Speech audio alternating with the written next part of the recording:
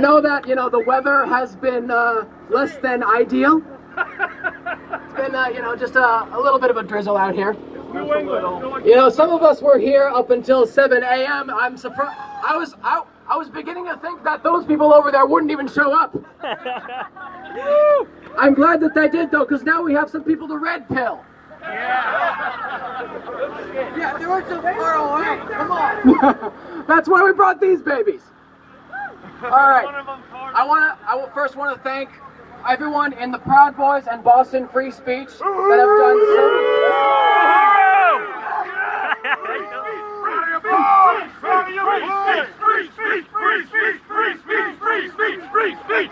a lot of people have done so much to make this happen. People have been, I think someone in the fake news said that this was being funded by Dr. Shiva, who will be here shortly.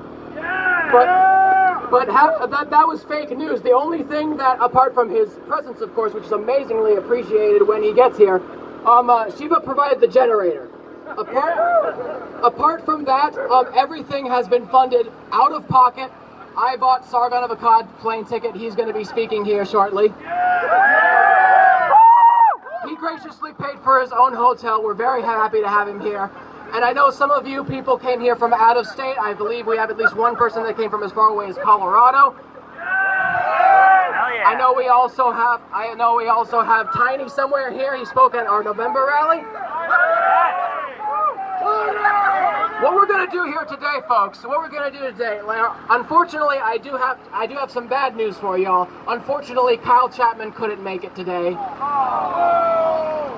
He really wanted to be here. Unfortunately, he's run into a little bit of trouble down in Texas. I won't comment any further on that.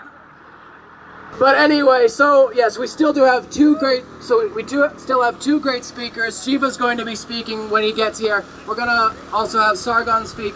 We're also, part of the plan for today is that we're going to do true free speech. We're going to have an open mic session. Which means that basically as soon as we finish starting up here, we're going to have anyone who wants to speak form a queue. You get the mic for 5 to 10 minutes each, something like that. Keep it reasonable. But yeah, as much as some of you might want to spend a little less time here because, you know, we all want to get out of the rain and get to an after party.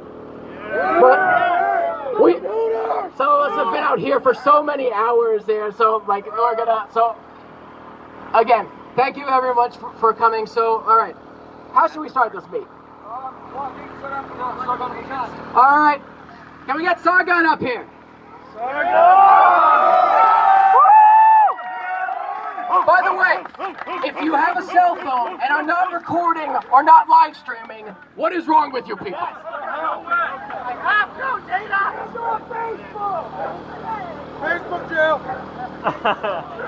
By the way, for any of you who want to partake in the open mic session, let's form a queue off to this side. Anyone wants to speak, just step up here. And we'll get to you as soon as Sargon's done. All right, Sargon, the mic is yours. Take it away. Well, thanks for coming out. Good weather for it. Don't know what's going on. I don't know where I'm supposed to stand.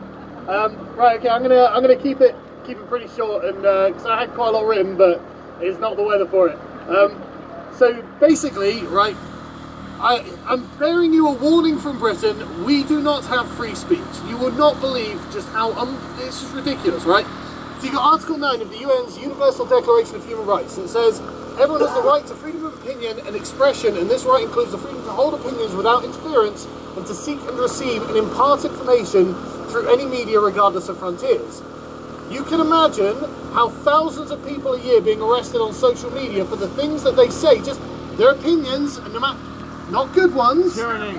Tyranny. Exactly. It actually is tyranny. It's the only way you can describe it. But they're in direct contravention to the UN's Universal Declaration of Human Rights. Woo! And so this is the position that my country is in because we don't have a First Amendment. And I'm telling you that there are people in this country who hate your First Amendment. And they're going to do everything they can to take it away from you. I'm sure you'll be okay. But yeah, they're standing right over there. We're too heavy. Amen. Yeah. they will tell you to your face. They will tell you to your face that your free speech is a bad idea. It's the best idea. It is the sole pillar that allows you to be free. Because when someone mistreats you, you can say something. You can let other people know. You know, if they had their way, you would be powerless and silent. You must, honestly, don't do what we've done in Britain. Don't allow the sort of mummying nanny state types who think, oh, the government can just do everything for you. They'll just let them regulate your speech, let them regulate your social media. No, it is absolutely terrible.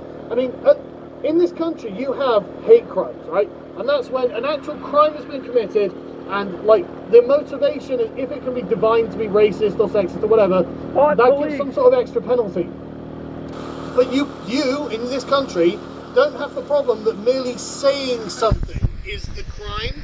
Whereas in my country, that's a thing. So I'm going to read out another bit. Let me find it. I'm skipping through some of my notes here. Sorry. It's, no thought police. I can't fucking read it. Right, but anyway, so it's something called the Communications Act from 2003, section 127. It literally criminalises insults or offence. And it's like, okay, how can you run a country without the possibility of even beginning to offend one another? How can you operate a democracy in that way? How can you define an insult? Anything's an insult. Exactly. Everything's offensive. It's entirely subjective, and anything can be offensive to anyone at any time. And frankly, that's what freedom is. It's the freedom to tell people things they don't want to hear, no matter how gross or vile or uncomfortable. It's the only reason. It's the only thing that we've really got at the end of the day. If you haven't got that, you have nothing. So honestly, just be careful, because I mean, in this country, you guys have about 6,000 people arrested for hate crimes every year, right? In my country, we have about 6,000 people arrested for social media posts, and around 80,000 people arrested for hate crimes. The whole concept of a hate crime is, it's just going beyond the pale. And honestly, I don't think in my country there's any way of us walking it back, because it's coming from the very upper echelons of our government. Like the Home Secretary, Amber Rudd, says, oh, there's no place for hate crimes in Britain. It's like, well, ironically, I agree with you. There shouldn't be anything called a hate crime. But unfortunately, we've got thousands of them, and people are actually going to jail over this. So, you know, calm down, Amber. But, They're the ones full of hate. yeah, exactly. You know,